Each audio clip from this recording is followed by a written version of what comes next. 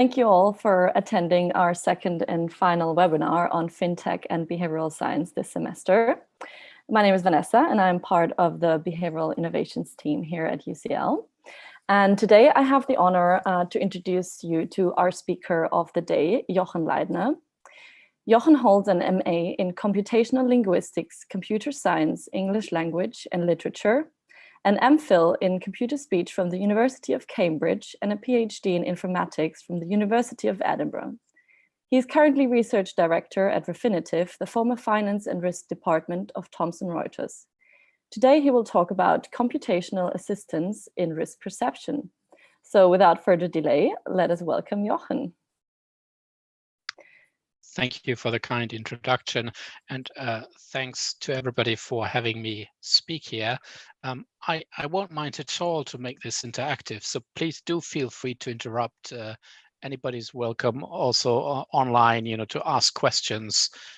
This is supposed to be a short, roughly 20 minutes introduction to what will hopefully be a lively conversation about the topic of risk and its connection about behavioral elements of the human beings that we are.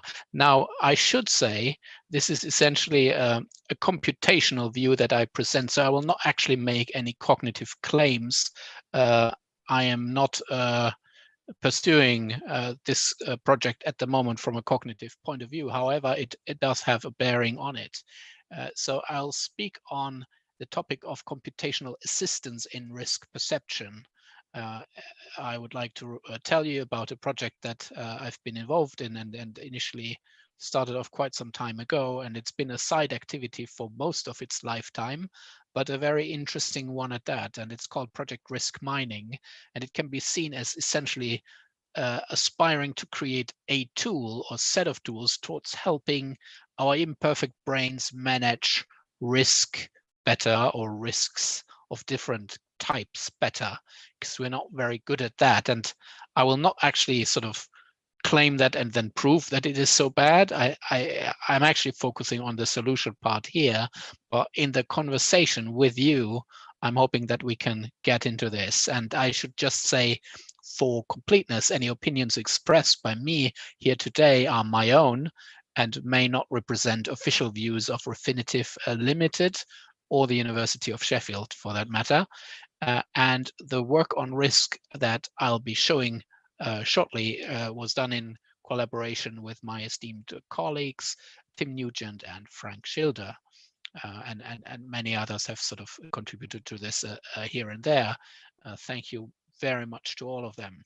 So risk, let's talk about risk. Risk lurks everywhere in this world, right? So in our private lives, things can go wrong. In our professional careers, things can go wrong.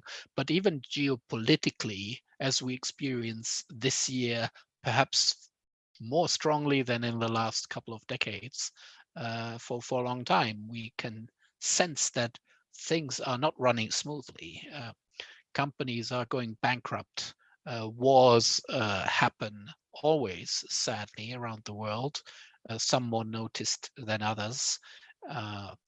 Natural disasters harm people in certain places more than in others. Pandemics, global pandemics, like the current COVID-19 pandemic of the SARS-2 family, has demanded horrible amount of people around the world, and again in some countries more than others, so policy plays a role. But the question is, could all of this have been anticipated, and to what extent, and what can we do about this? So the topic of risk struck my attention when Nassim Taleb published his book, The Black Swan, and of course I was keen to give it a read when it came out. Just in time for the 2008 financial crisis. And as a computational linguist by background, one of the first questions I had was, what can I do and what can computational tools, in particular for language processing, do to help with this problem of systemic risk or black swan risk type? So Black Swan, for those who haven't read Nassim's book, is essentially a rare event with extremely negative impact that cannot be anticipated by definition. And there's a weaker notion, the so-called gray swan, that is unlikely to be anticipated, but at least can in principle be detected before it strikes. And there's a really nice line of reasoning by Nassim Taleb about the probabilistic side of that, and also about human nature. So I would highly recommend the book. But here I will basically present some sort of consequential work that was inspired by his book, you might say. So the premise I started out with is that humans perform actually very poorly at recall tasks, as psychologists sometimes call it, tasks that require collecting, recalling, and analyzing large amounts of information. And they also perform poorly at dealing with risks, which is one of Taleb's favorite topics to write about. In particular, we're not very good at dealing with probabilities, and certainly not when they are unusual, apart from the norm, and when they are very small. Although, and that is one of the points that Taleb made, that a large amount of very small probabilities can actually aggregate up to something that is quite a realistic probability mass. So these bad things do happen for a reason. And he made himself independently wealthy by betting on that, because essentially, if you speculate, the cost involved in making a bet, making a trade, depends on the probability, on the odds of the event. And if the odds are very much against that event, it's very cheap to bet and to take that position. So that's just for background, but more concretely, what was it that we were setting about doing? So in a financial and compliance sort of setting where, working for a company that sells information, essentially, you deal with company information a lot, and the whole financial system needs accurate information, and information about risk is among the things that are sought. Now, every company has or should have a risk register, which is nothing but the set of all the risks that an entity, like a company or even a person or a project, is exposed to. For example, a project manager needs to write up the list of risks, the risk register for the project before it launches, including what will be done when each of the things that might happen actually happens. That's called risk management, and that's part of a proper project plan, according to PMI type standards. Now, a person has maybe not a written risk register, but we have some idea about what risks we are exposed to.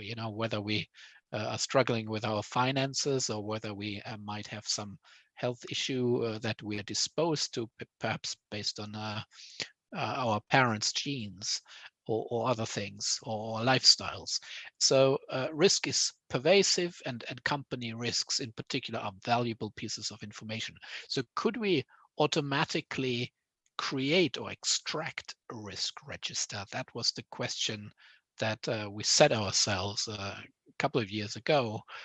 And that is essentially the attempt to use computational help in making up such risk registers, so that they are actually quite comprehensive, even including things that are not so common, very unlikely. So the gray swans, we hope to be on these lists, and therefore ultimately to create a better world by creating a consistent semi-automatic or automatic process that creates a repeatable, consistent, fast, efficient process with a high recall, so very complete list of all the risks, if that is possible, is what we aspire at. Now, how to do that is the big question, and I'm afraid here the PDF file is letting me down already.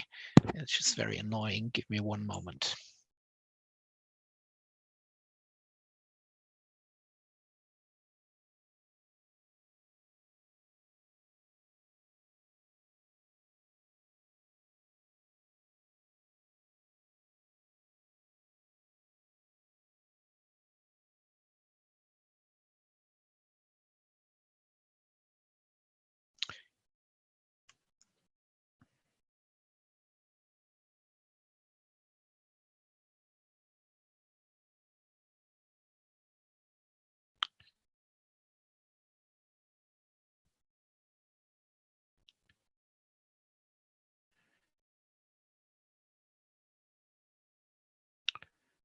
Can you still hear me? We can hear you, but we can't see your screen anymore. Yes, I just have to improvise. Give me one moment. I'll just pull up that graphics from somewhere else.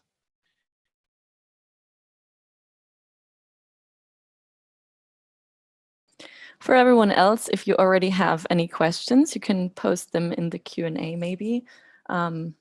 Yeah, just take the time to reflect on what's been already said and just post them in the chat. So, sharing.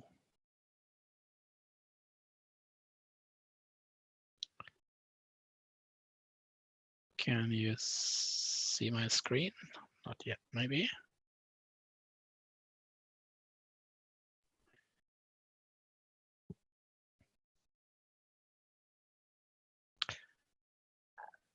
You should see a graphics.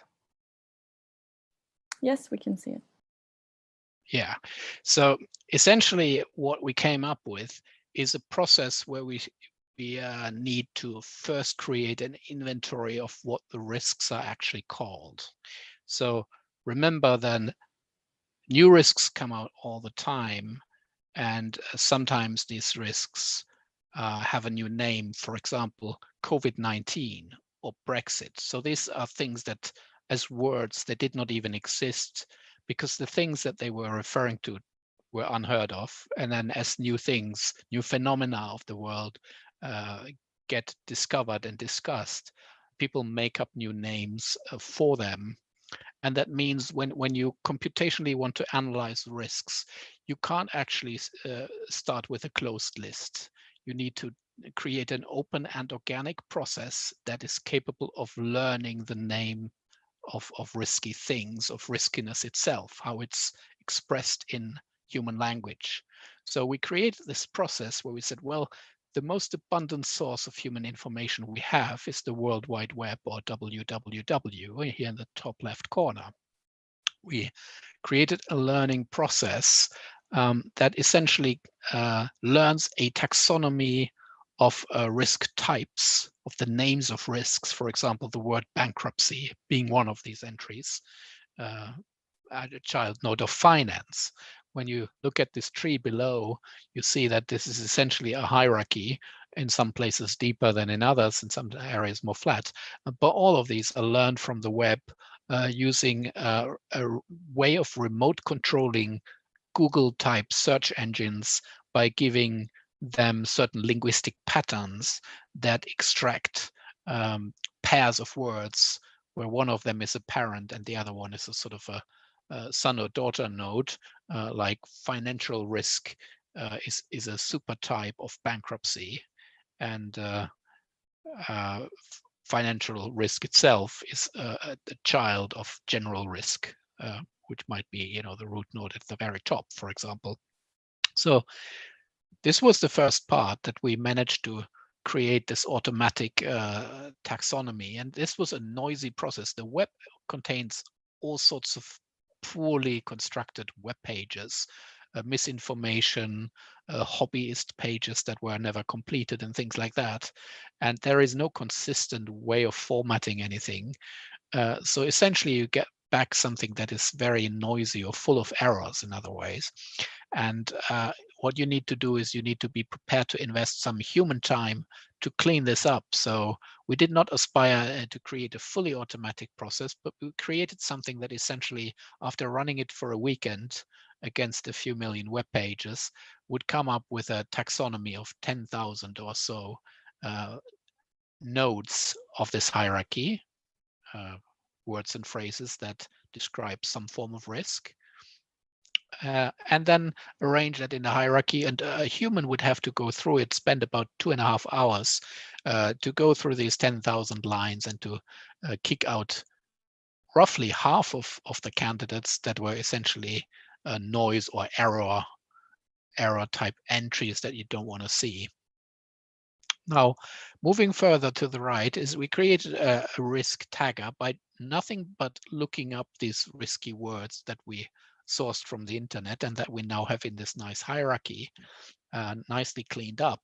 And this is trivial, right? So if you already have a list of all the things that could possibly be called by a risk indicative name, such as, you know, COVID or cybercrime or financial fraud or things like that, then it's quite easy to look up these phrases in text. And this is what this component does that we call risk tagger. And we run this over a news database. And obviously at Thomson Reuters and now Refinitiv, we have enormous amount of access to news, including all of Reuters news ever, and also some third-party news that we are licensed in. So we can do interesting experiments, and that's what we did. So when you look up these risks, you want them to refer to something. So you're not interested in, for example, bankruptcy per se. You're interested in a company exposed to bankruptcy risk. So the first insight was to make this quite tangible and to link it to companies, and therefore turn it into something that is essentially actionable intelligence. So at our company, we have something called Open Calais, also known as TRIT, or Thomson Reuters Refinitiv Intelligent Tagging. This is essentially a tool that finds in pieces of information all company names. Now we have looked up potential risk terms and company names in the same sentence. And that means we can feed sentences that contain both a candidate risk term like bankruptcy and company names, say Kodak, for example, into this risk relationship classifier that we built. And what this essentially does is it analyzes the syntax or grammar of each sentence to find out whether this sentence, in particular given the two pairs, the risk term and the company name, for example, bankruptcy and Kodak, in a sentence like journalists discovered Kodak is not doing so well and might be exposed to bankruptcy, is indeed a mention of a risk. And then this risk gets stored in a database, which we call the tuple store. So far, there have been several uses already of machine learning on the way, notably our own machine learning algorithm to build the risk taxonomy, which was published in a paper in 2010, and which is called Hunting for the Black Swan. And then the actual risk relation classifier that as input takes the linguistic analysis of the sentence, where the risk term and the company name are highlighted within the sentence as detected by the previous components, and then it outputs a number that says if it's greater than 0.5, we have found a risk mention, and if it's less than 0.5, it's probably a mistake if we claim that we found a risk. So it's a statistical component that allows us to be more or less aggressive or conservative with our estimation of whether we have identified a new risk. And then, yeah, we can essentially store all of that in a database and use this for various purposes. For example, to send alerts to people who care about the company, to conduct risk searches, so to have risk analysts that search for particular risk types. For example, oil spill risks. You know, show me all oil spills in the database and things like that. You can visualize the risk. You may want to geolocate the news to find, you know, where are the stories actually happening and so forth. And yeah, that's essentially it from a computational point of view. So what you get is you have a capability, a computer program that you can run over, let's say, a year worth of news. And then as a result, it gives you an enormous amount of detail in terms of the list of risks that have been found. And essentially what I wanted to give you as an example is Kodak was in trouble for a long time. And as many of you will remember, it's now bankrupt, or it's well beyond bankrupt. And on the 5th of October 2011, we detected it with the software that Kodak and bankruptcy are mentioned together by journalists. So this software doesn't do anything magical. It still requires the human journalist, to talk about the risk. So it uses the journalist as a crowdsourcing sensor, as a social sensor, you might say. But the nice thing is you will not miss it, right? So the thing about human brains is they get tired. They are very slow. We are not consistently performing at a certain level. And the reason for that is just because we are not built to do mechanical tasks. We're built to operate flexibly in very quickly changing environments. We're extremely good at that, and machines are not so good at that. They're getting better thanks to machine learning, but they're still fairly rigid. And therefore, we needed to create something that is more like a risk glasses or risk filter to help human analysts to no longer overlook risks, to be able to pull them all out.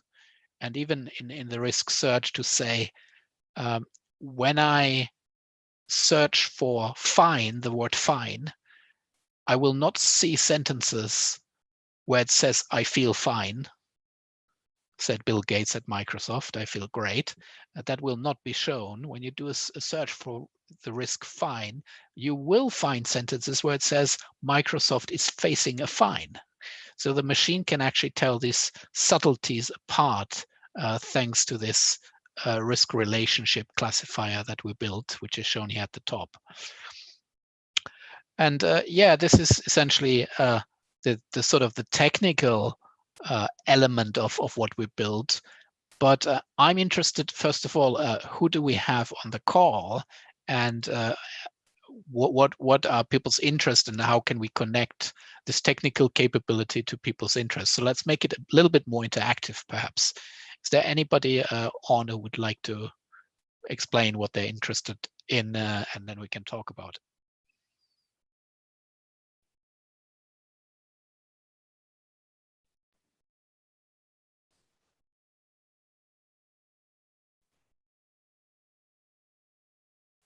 Yeah, so if anyone wants to ask something, yeah, just feel free to pop a message in here and I'll just unmute you. But until then, I think there's a lot of people who are actually interested in finance. So I was actually thinking, could this be used in investment banking, for example, where you can speculate, oh, this company seems to have a lot of risks, so therefore I might sell stocks. Yeah, absolutely. And see, the thing is, I get these requests a lot. And of course, you can use the technology for that. Ironically, the technology was invented to avoid poor dealings with riskiness, not necessarily to financially exploit it. But you could call it a dual use technology. So yeah, you can apply it, of course, to any purpose that you have in mind. It's also currently used to fight a financial crime by conducting background check on companies and people at large banks. As it turns out, is this so-called Know Your Customer KYC process that all banks are mandated to run by regulators. And this technology is extremely helpful for that.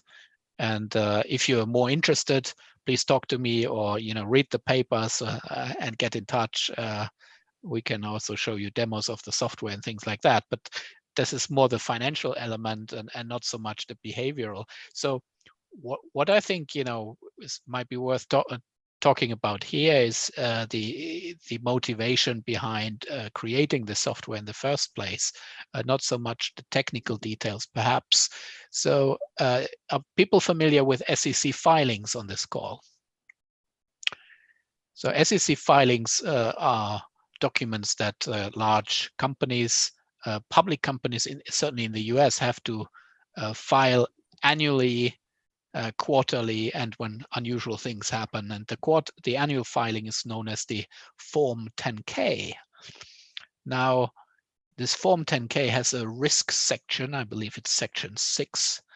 And in this section, the company must disclose all known material risks that they are exposed to. So when we wanted to create this risk mining suite of tools, the first thing we did is we read these sections, and we were horrified what companies write there, because it's not actually really real. It's more a token exercise, what people are doing. A lot of companies copy what their competitors write because they might be afraid that if they don't disclose all the risks that their competitors disclose, they might be sued by somebody if that thing really happens. So this is essentially some kind of compliance box ticking exercise where people amass more and more risks that they find in other filings, and they just add it. So once you've added it, you will no longer be forced to pay a regulator for omitting that risk. But that, of course, defeats the purpose of risk analysis, because if you add a large list of everything, then you have no precise information anymore what the real risks are. So the primary purpose of the document, to inform investors and to bring the information onto an equal playing field, is no longer possible. I was actually wondering, you mentioned those risk alerts. How would they exactly look like? If you send a risk so alert what you would get is you would get something that says, company Deutsche Telekom was just mentioned in context with cybercrime for the first time.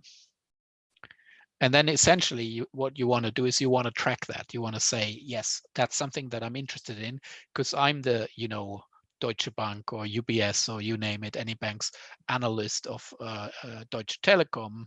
And my job is it to follow that company and perhaps also some of its competitors, and to write regular research notes about, whether that might be a good investment, to buy company shares, to buy company debt instruments and things like that. And of course, if Deutsche Telekom is now facing some cybercrime activities for the first time, then this is big news. This has a cost. They need to put immediately money aside for legal consequences, for curing the technical problem, for perhaps buying in special expertise, so talent. So this is going to be expensive, and this will impact the profitability of the company. So the important things are, when is a risk for the first time associated with a company, and then from that point on you want to watch that, right? And if it keeps reoccurring, it becomes less and less interesting to an analyst, because they get used to it, and yeah, okay, it's a regular thing. We all get attacked regularly now, but that first moment where the connection between a company name and a particular risk type gets connected, that is the surprisal, and that's also where the investment opportunity is the greatest. Let me give you one example. When I created the software, Starbucks, the coffee company, was associated with public unrest risk. Now, I thought this was a technical error, a bug, and I set out to find, where the problem was to fix it. But it turned out, because the nice thing about this technique is explainable. So you can always link back to the sentence from which the risk was extracted. So it turns out it was actually true. So companies like Starbucks, they have everything that people who organize student protests want: a great location, free Wi-Fi, and great coffee. And frankly, that matters. If you run Starbucks, this is actionable intelligence for you. You can decide, either we ban these people from our premises by our house rules. We say, no revolutionaries on our premises.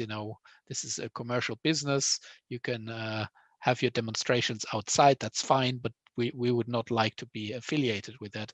Or you can turn it around and run a social media campaign and utilize this commercially for your marketing and say, we welcome the revolutionaries, half price latte for everybody who participates in this, or whatever you want to do. So the action obviously is a business decision. So this is not something that we would get involved in, but detecting the risk that permits the risk officers, the financial analysts, the risk managers to take the right step, whether that's an investment step, a mitigation step, an insurance step to insure against the risk. That is another matter, but we provide the actionable intelligence with that technique. Yeah, we actually have a question from David Manuel, who asks, how do you deal with fake news campaigns or where a misreported news story goes viral? Yeah, it's a good question, and you will not be surprised that I get that a lot, right? So the thing is, we run this over respectable news. So first and foremost, Reuters news, but also other sources that you can trust. So your actionable intelligence is only as good as your information that it's extracted from, right? So if you were to include social media, then you would have to struggle with it. The reason we don't have to see this as a problem is we don't use social media for that. Now, I'm not saying social media doesn't also contain quite useful information. In fact, in a separate project by colleagues, they created something called Reuters Tracer at the time, which was a sort of early rumor spotting engine. They exploited exactly that. But in this particular project, we assumed that your input source is reliable. So we did not address the fake news problem at all. We designed it such that the input can be trusted. And then the software doesn't have to worry about that. This also has to do with, solving one problem at a time is actually enough. So we wanted to focus on the risk element. The fake news project is kind of a problem on its own, but there are many companies that are addressing that, including some local startups in London that work in that space. That's very interesting. And we actually have another question from David Manuel as well. Can you rate sources by reliability, or can you quantify materiality by picking up quantitative info in the sentence? That's a good idea. So every risk has three parts. It has a risk type. So you want to identify the risk. That's what we've worked on. The second bit is the likelihood. How likely is the risk going to materialize? Materializing a risk means it goes from a potential to an actual. It becomes a reality. A risk is only a hypothetical, but a bad event is when it has materialized. So that's the likelihood. The third part is the impact, right? Coming back to Taleb, he was talking about black swans, the extremely unlikely things with huge impact. He didn't talk about the first part at all. Funnily enough, that's where we started, because when I set out to do this research, I looked at a risk. Okay, it has three components. The reason I focused on the first one, on the risk type, is it's a piece of text. It's the name of the risk, and that's the name of things. That's where it has to do with text. And somebody doing natural language processing would, of course, naturally turn to that. Thank you. We have a question from Hang Carlos. on, I think I did not fully answer that. There was something about scoring the credibility element, a second part of the question. Is that correct? Let me check.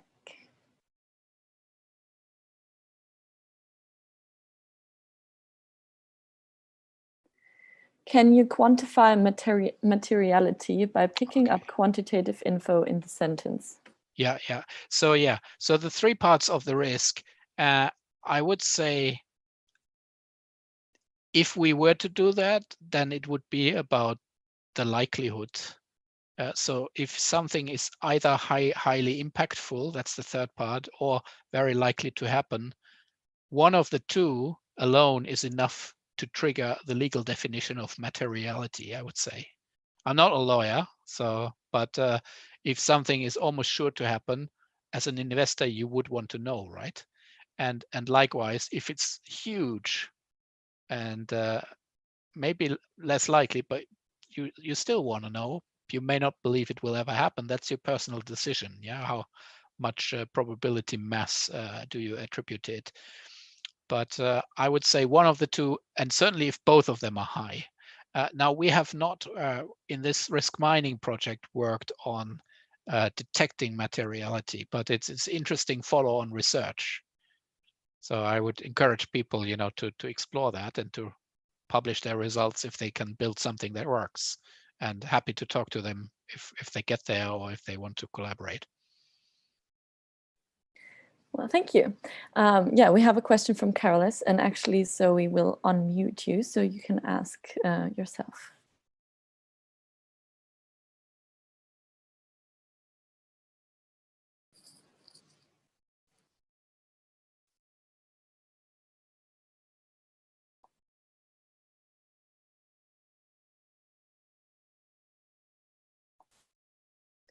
Or if that doesn't work, I'll just ask it.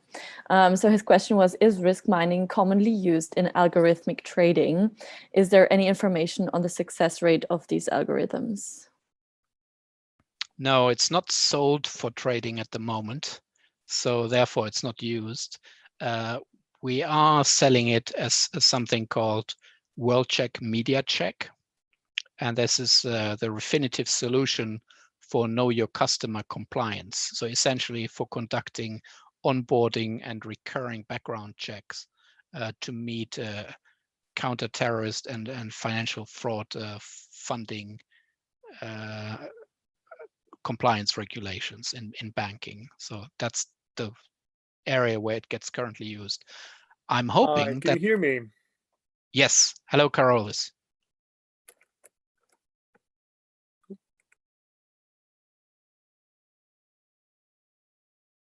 Hello, please speak if you have a question. Maybe not.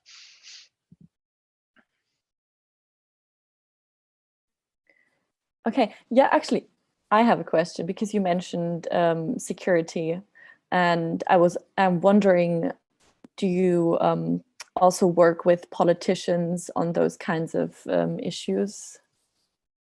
I mean, when it comes to risk, especially at the moment, yeah.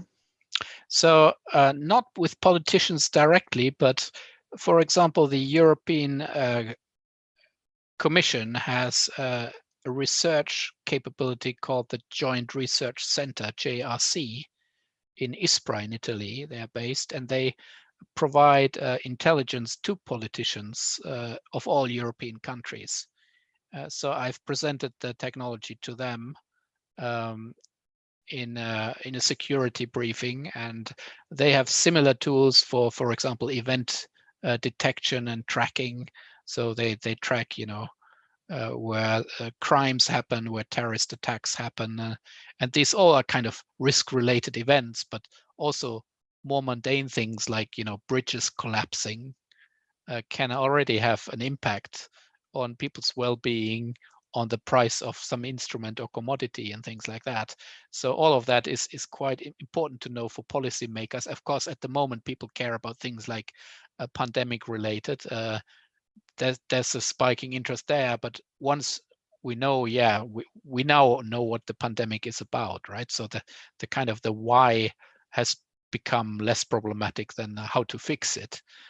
But at the beginning of such situations, if you could anticipate that they were going to happen, and interestingly, Nassim Taleb's book forecasts pandemics, and it was published in 2007. So read it carefully, you will see what it says about pandemics.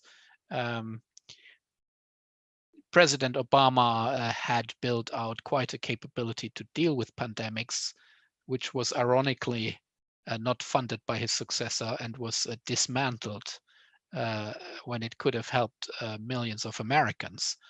And that is really a shame. But the interesting part is, where are the security implications? The pandemic was also forecast by scientists So I saw one paper passed on to me by a friend, where essentially somebody a couple of years ago said, bats carry this virus.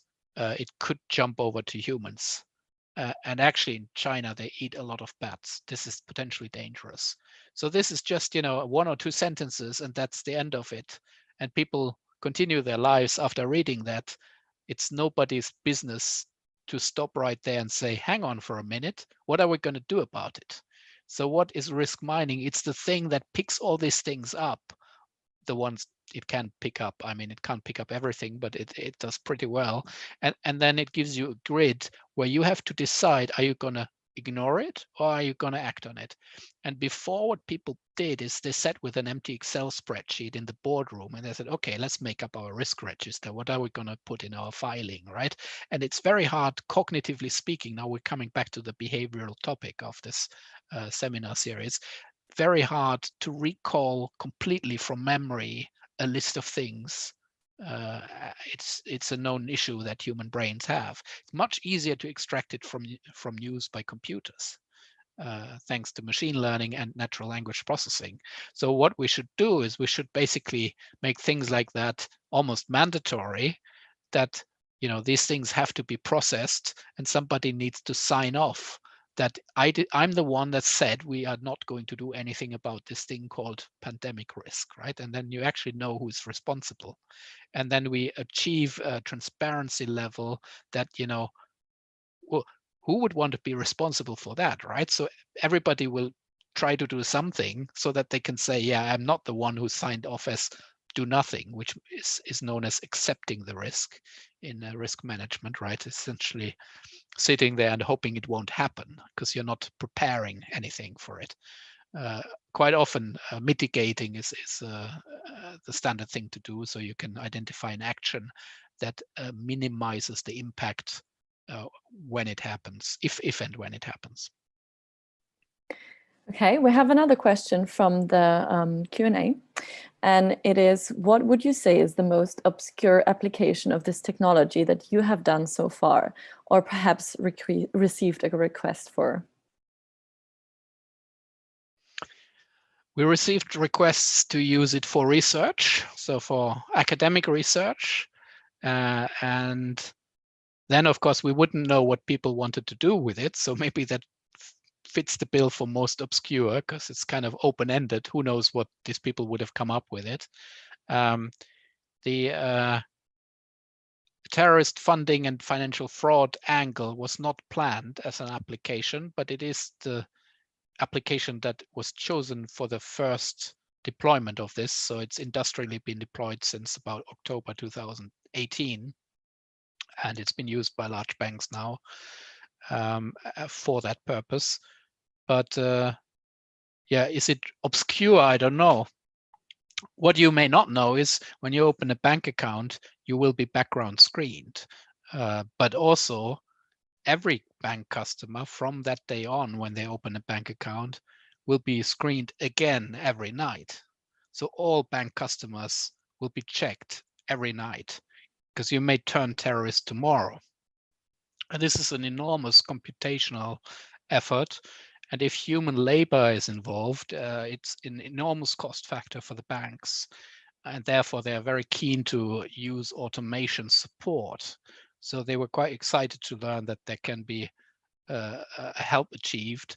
And especially in the example I mentioned, Bill Gates said, I feel fine versus, Microsoft are facing a fine, where the words are very similar or identical, but the meaning is very different.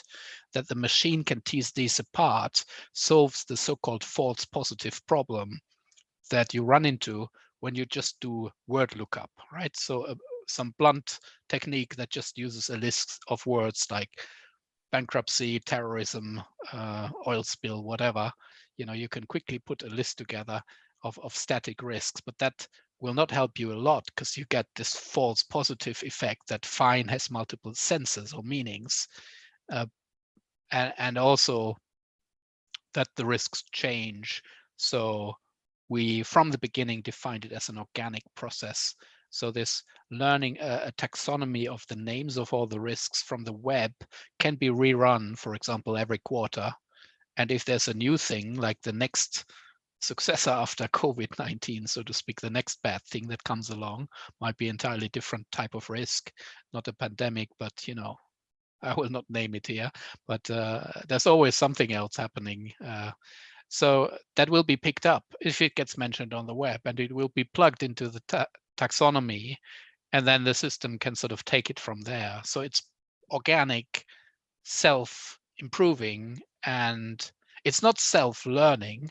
So you still need to press some buttons and kind of control the system. It's not entirely autarkic, but it's essentially you can press a button and then it kind of updates.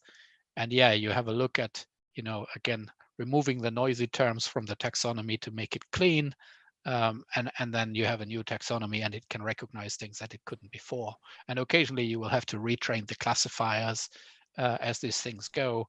But it's a much better way of working, more efficient way of working compared to the old style Boolean search everything, with crude list of terms, and then putting 4,000 people in a cheap locations call center that check whether it's that meaning of fine or that meaning of fine. That is extremely expensive and slow, and frankly very boring for the people who have to do this. Related to the meaning of words, could you actually elaborate a little bit about the linguistic element of understanding the sense of terms? Yeah, that's a good point. So we use something called a dependency parser. So this is a syntactic analysis component that essentially looks at every pair of words in the sentence and what the relationship is.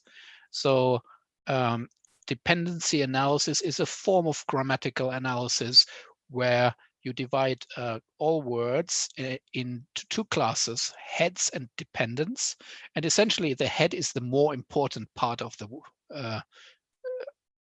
constituent. So for example, if I say the green dog, then you will agree with me that dog is kind of the most important part of that, right? So whether the dog is green or not, or even alive, or if it's the dog or a dog, all these things are relatively minor. So the dog is the head, and the other words are dependents. So this pairwise analysis is a sort of the current standard way of automatically analyzing the syntax of a sentence, and there are pretty accurate open source components that you can download, at least for English. What I didn't say so far is the method hinges a little bit on some components that are available in English. So if you wanted to build the same thing for, let's say, Spanish, I'm not saying you would struggle, but you would have to look for replacements for the English language components that we used. Very interesting. Actually, in how many languages does it already work? Did you translate it in multiple ones? And how is that for a language, for example, like Chinese, which is very different from the English language? Yeah, I'm not sure if I'm allowed to answer that question, to be honest. So I will restrict my comments on mostly English in this particular public forum. But if anybody wants to know about languages other than English, please contact me directly. It is possible to run this in other languages for sure. Good to know. So we have another question in the Q&A, which is, did you say you predicted Kodak's filing of bankruptcy with this? If so, I'm just curious if you took any action on this, for example, warning them. So this was done with the benefit of hindsight, right? So we looked at the 2011 and 2012 Reuters news as, data sets that we have available. And we ran the software, and we noticed on October 5th, it said, bang, Kodak and bankruptcy. And then Kodak went ultimately bankrupt on January 19th of 2012. So not very much further down the line. And it's not an entirely unsurprising event that Kodak went bankrupt either. So what I'm not claiming is I built this thing or we built this thing that anticipates bankruptcies. That's even not the point, right? So if you've been following what I've been saying is we wanted to build sort of risk glasses that lets you focus on the risk mentions in a very automated and consistent way and fast way, and also cheap way in terms of the cost of the whole process. That has not been possible before. So it doesn't have any predictive claims at all. It has an analytical claim that it sifts through the news and it sort of structures the news into things you can ignore safely and things where you should pay attention. And I should say, I'm almost a bit disappointed because both the financial trading element, trading potential of this, as well as the predictive question, I get quite a lot. And nothing against the question as such, but I almost feel like that's the only part that people are interested in. I wish more people were actually interested in avoiding the next disaster, because that's really important. That's why we built this. So the only sort of organization that has focused on that element is actually the European Commission so far. So would you then run it through various research papers if you would like to predict something like the pandemic, which you already mentioned has kind of been forecasted in research papers? Yeah, and again, let's maybe avoid the word predict, because it's basically, it has been said in these papers, so it's really just picking up on it. So it's like a bit of a vacuum cleaner that captures in its filter exactly the stuff you care about, and everything else goes away, goes into the big bag, and that in itself has enormous value, although it is by no means predictive, right? So let's not get hung up on the predictive too much, I would argue, because that's not the only way of having value created. It's actually quite important to just make sense of the things we already have. We don't know them yet because we haven't read it, but we have it on our drive or on our, it might be right in front of us in the web browser, but if we never read it and process it and take action, it's almost as the same thing as if we didn't have the news article. So what we need is some systematic way of sense making and then taking action. And by extracting the risk register for companies in an objective way that is repeatable, consistent, fast, and cheap with high recall, so you get thousands of risks for a company, I'm not saying even you are making sure you don't miss anything. You will still miss things, but my hope is you will miss fewer things if you work in an honest way your way down that list. And for each thing you actually discuss in a diverse, intelligent team, what are we going to do about that one? How likely is it? And what could be the worst thing that could happen to us? For example, a lot of things happen again, right? Oil spills, they happen once, and then from that point on, you can't just say, okay, the bad thing happened, now it will not happen for another 13 million years, because it's independent events, right? You can have 3 oil spills in 3 subsequent days. Like you can throw a die 3 times and get a 6 each time. Happened to me, not very often, but it does happen. Sometimes not when you need it. But so the question is how to set up things that processes can be made in a way that failure of the system is minimized. That was really the original motivation behind it, in the spirit of Taleb's argument, right? And of course, yes, feel free to use it for trading, right? Hopefully you'll make a quick buck. I will not be upset about that. I will be happy for you if the technique makes you rich and wealthy. But I would be really proud if somebody could use it to find problems that they may not have found without the tool, because it may not be on the front page of the thing they read, and it would just have slipped through.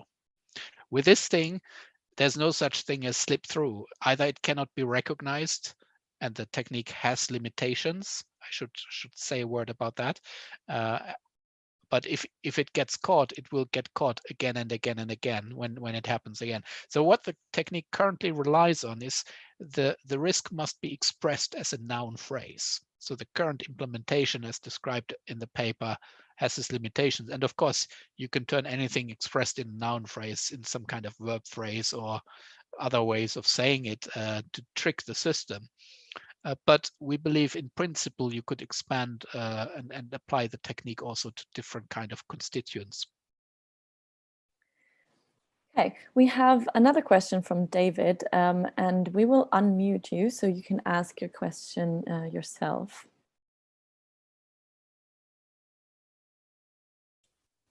Hi.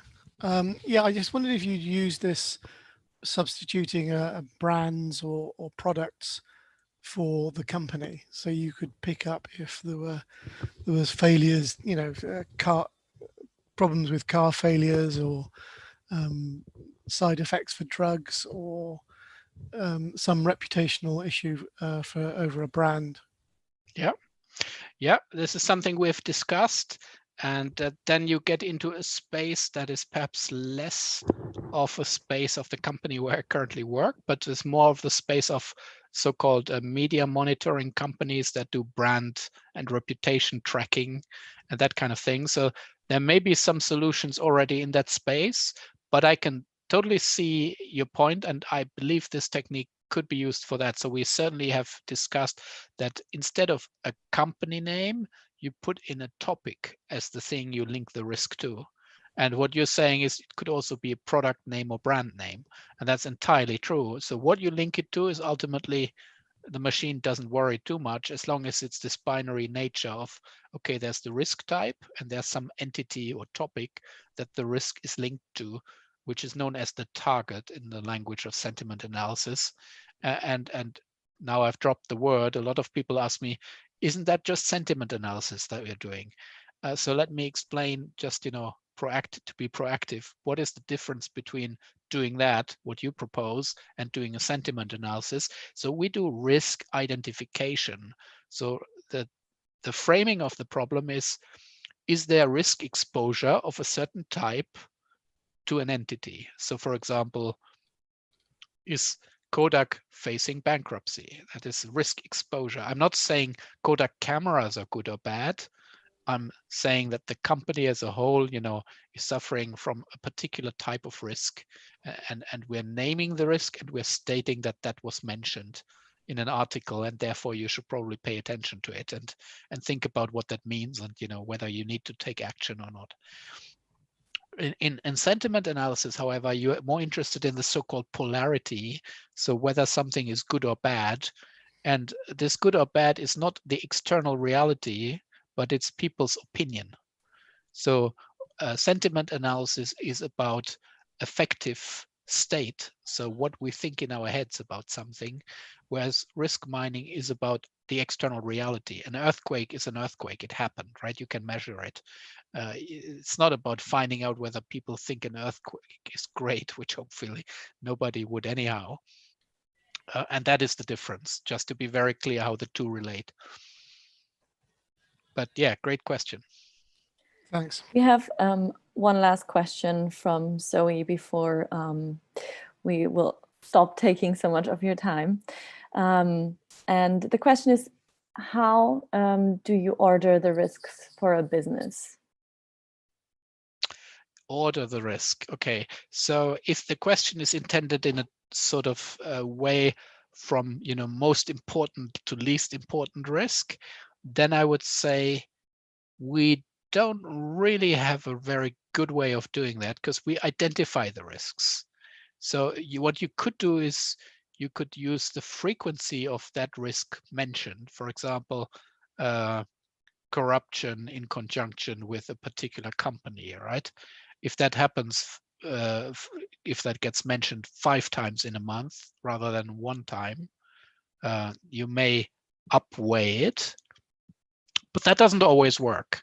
For example, big events like volcano eruptions, for that, it works. If a volcano erupts and that gets mentioned 50,000 times instead of 3 times, it's probably going to be a bigger volcano eruption or more dramatic consequences, like the one in Iceland that basically blocked European air travel for 4 months to a substantial amount, you would see that mentioned all over. But there are some things I strongly believe that if they are mentioned more often, then they're actually less risky.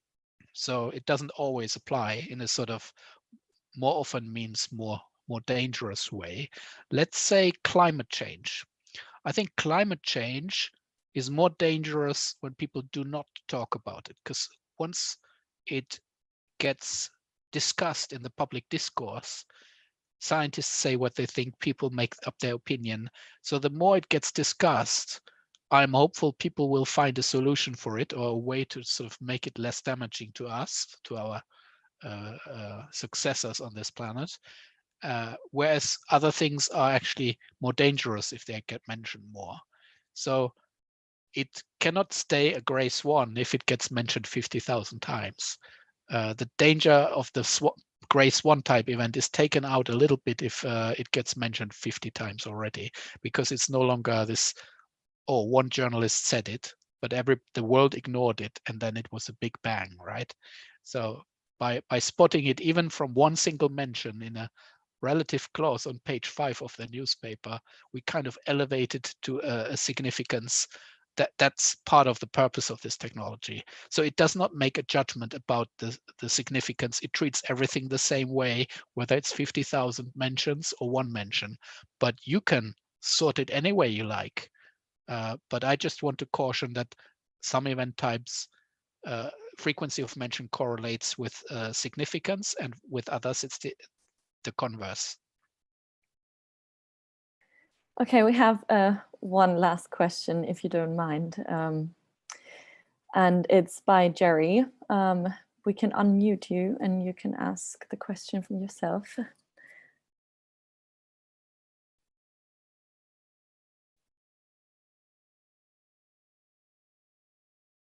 Hi, Jerry. I think you look still muted.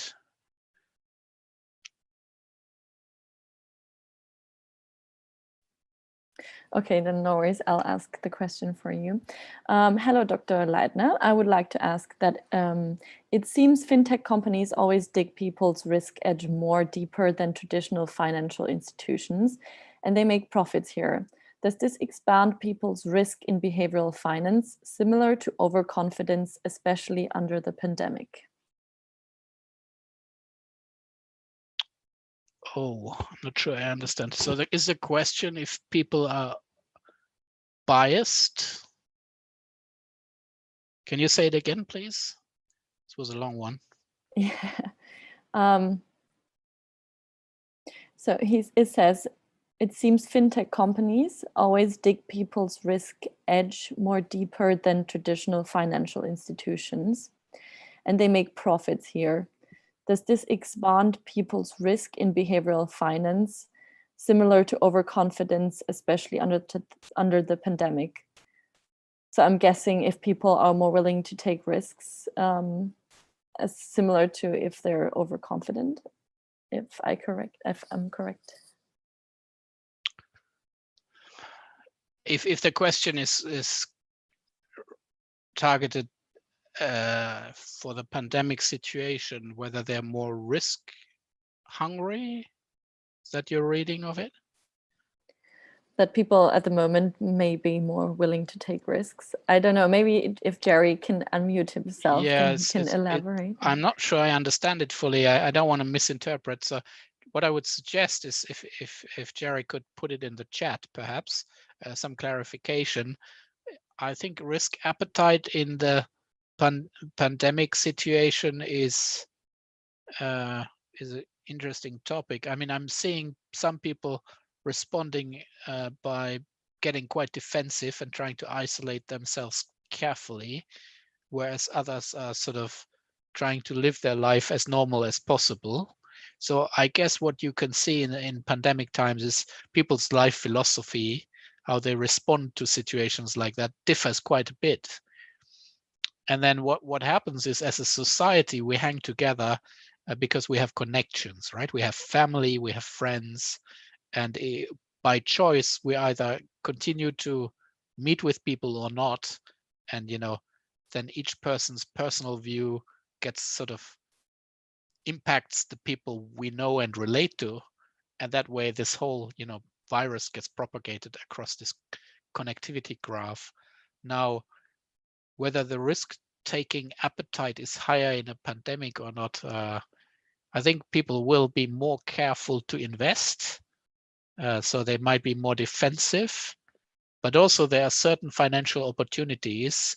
So a lot of businesses will probably be close to bankruptcy and could be quite low valuation acquisition targets. So I think if I had to make a forecast, which is not really my job, but it's certainly something I enjoy, I would say I would forecast an increased transaction volume. We've seen already increased trading activity, but I would also say M&A type activity.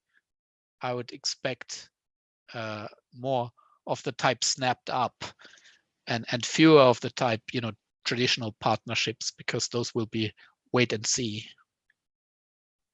But I'm almost sure this is not what Jerry intended, so I'm sorry if I got that completely wrong. Yeah, we're not sure, but if there's interest, we can still forward any questions, maybe, if that would be fine. Anyways, thank you so much for the very, very informative talk. It's been super interesting and a pleasure to have you. If you and anyone else is interested, we have a networking event after this, and we will share a link for Zoom, or maybe it's not on Zoom, I'm not sure. But yeah, it will be online, and people can just join if they're interested in networking a little bit. And we also have a nudgeathon coming up. So yeah, if you're interested in that, you can sign up. And yeah, to Jochen, thank you very, very much. It's really been a pleasure to have you, and you've been very generous with your time today. Thanks for having me, Vanessa. Sorry about a technical glitch, and I'm happy to make the slides available. If you don't have a place to put them, I can put them on my webpage and share the link with people. Great. I don't know if you have a way to contact attendees and pass it on, but we'll make that work, because there are some visuals that look nice, but they somehow seem to have been screwed. So yeah, thanks for having me. And if anybody wants to get in touch, you can reach me at leidner@acm.org or jochen.leidner@refinitiv.com. Refinitiv does not end in an E, by the way, common mistake. Check the spelling. And yeah, thanks for your interest, and get in touch if you want to discuss anything. And I may attend the online social for a few minutes once I get the link. Thank you. Great.